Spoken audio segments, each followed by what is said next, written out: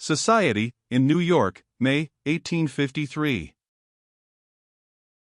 Sir, it is evident that there is in this country a purely slavery party, a party which exists for no other earthly purpose but to promote the interests of slavery. The presence of this party is felt everywhere in the Republic. It is known by no particular name, and has assumed no definite shape, but its branches reach far and wide in the Church and in the State. This shapeless and nameless party is not intangible in other and more important respects. That party, sir, has determined upon a fixed, definite, and comprehensive policy toward the whole colored population of the United States. What that policy is, it becomes us as abolitionists, and especially does it become the colored people themselves, to consider and to understand fully. We ought to know who our enemies are, where they are, and what are their objects and measures. Well, sir, here is my version of it, not original with me, but mine because I hold it to be true. I understand this policy to comprehend 5 cardinal objects. They are these: first, the complete suppression of all anti-slavery discussion. 2d. The expatriation of the entire free people of color from the United States. 3d. The unending perpetuation of slavery in this republic. 4th, the nationalization of slavery to the extent of making slavery respected in every state of the Union. 5th, the extension of slavery over Mexico and the entire South American states. Sir, these objects are forcibly presented to us in the stern logic of passing events, in the facts which are and have been passing around us during the last 3 years. The country has been and is now dividing on these grand issues. In their magnitude, these issues cast all others into the shade, depriving them of all life and vitality. Old party ties are broken. Like is finding its like on either side of these great issues, and the great battle is at hand. For the present, the best representative of the slavery party in politics is the Democratic Party. Its great head for the present is President Pierce, whose boast it was, before his election, that his whole life had been consistent with the interests of slavery, that he is above reproach on that score. In his inaugural address, he reassures the South on this point. Well, the head of the slave power being in power, it is natural that the pro-slavery elements should cluster around the administration, and this is rapidly being done. A fraternization is going on. The stringent protectionists and the free traders strike hands. The supporters of Fillmore are becoming the supporters of Pierce. The silver-gray Whig shakes hands with the hunker Democrat, the former only differing from the latter in name. They are of one heart, one mind, and the union is natural and perhaps inevitable.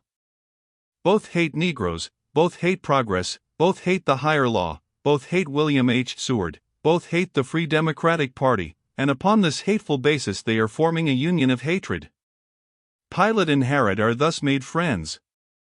Even the central organ of the Whig Party is extending its beggar hand for a morsel from the table of slavery democracy, and when spurned from the feast by the more deserving, it pockets the insult; when kicked on one side it turns the other, and perseveres in its importunities. The fact is, that paper comprehends the demands of the times, it understands the age and its issues, it wisely sees that slavery and freedom are the great antagonistic forces in the country, and it goes to its own side. Silver grays and hunkers all understand this. They are, therefore, rapidly sinking all other questions to nothing, compared with the increasing demands of slavery. They are collecting, arranging, and consolidating their forces for the accomplishment of their appointed work.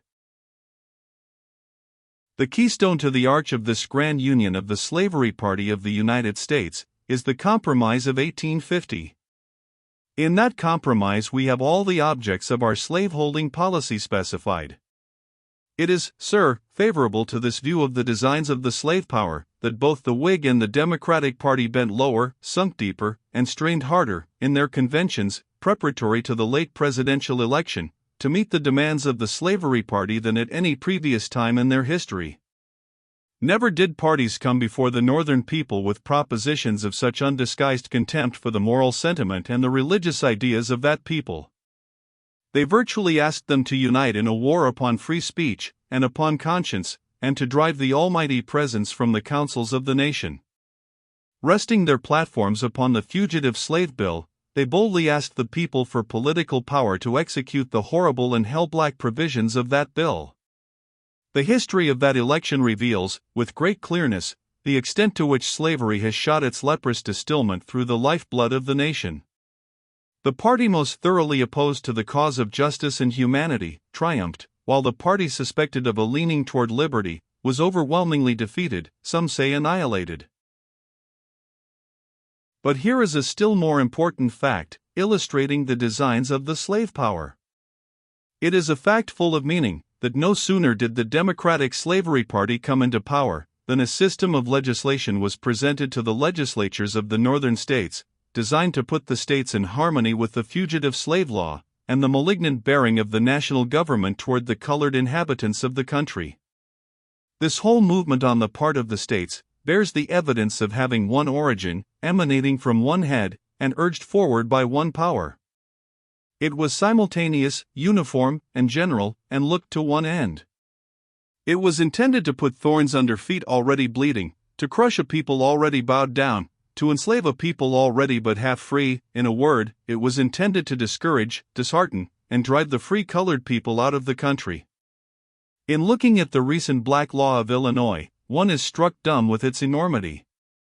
It would seem that the men who enacted that law had not only banished from their minds all sense of justice, but all sense of shame. It coolly proposes to sell the bodies and souls of the blacks to increase the intelligence and refinement of the whites, to rob every black stranger who ventures among them, to increase their literary fund. While this is going on in the states, a pro-slavery, political board of health is established at Washington. Senators Hale, Chase, and Sumner are robbed of a part of their senatorial dignity in consequence as representing sovereign states, because they have refused to be inoculated with the slavery virus. Among the services which a senator is expected by his state to perform, are many that can only be done efficiently on committees, and, in saying to these honorable senators, "You shall not serve on the committees of this body," the slavery party took the responsibility of robbing and insulting the states that sent them. It is an attempt at Washington to decide for the states who shall be sent to the Senate. Sir, it strikes me that this aggression on the part of the slave power did not meet at the hands of the proscribed senators the rebuke which we had a right to expect would be administered. It seems to me that an opportunity was lost, that the great principle of senatorial equality was left undefended, at a time when its vindication was sternly demanded. But it is not to the purpose of my present statement to criticize the conduct of our friends. I am persuaded that much ought to be left to the discretion of anti-slavery men in Congress, and charges of recreancy should never be made but on the most sufficient grounds. For, of all the places in the world where an anti-slavery man needs the confidence and encouragement of friends, I take Washington to be that place. Let me now call attention to the social influences which are operating and cooperating with the slavery party of the country, designed to contribute to one or all of the grand objects aimed at by that party. We see here the black man attacked in his vital interests, prejudice and hate are excited against him, enmity is stirred up between him and other laborers. The Irish people, warm-hearted, generous, and sympathizing with the oppressed everywhere, when they stand upon their own green island, are instantly taught, on arriving in this Christian country, to hate and despise the colored people. They are taught to believe that we eat the bread which of right belongs to them. The cruel lie is told the Irish, that our adversity is essential to their prosperity. Sir, the Irish American will find out his mistake one day. He will find that in assuming our avocation he also has assumed our degradation. But for the present we are sufferers. The old employments by which we have heretofore gained our livelihood are gradually, and it may be inevitably, passing into other hands. Every hour sees us elbowed out of some employment to make room perhaps for some newly arrived emigrants, whose hunger and color are thought to give them a title to a special favor.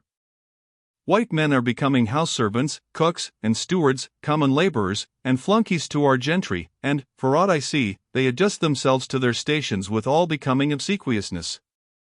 This fact proves that if we cannot rise to the whites can fall to us. Now, sir, look once more.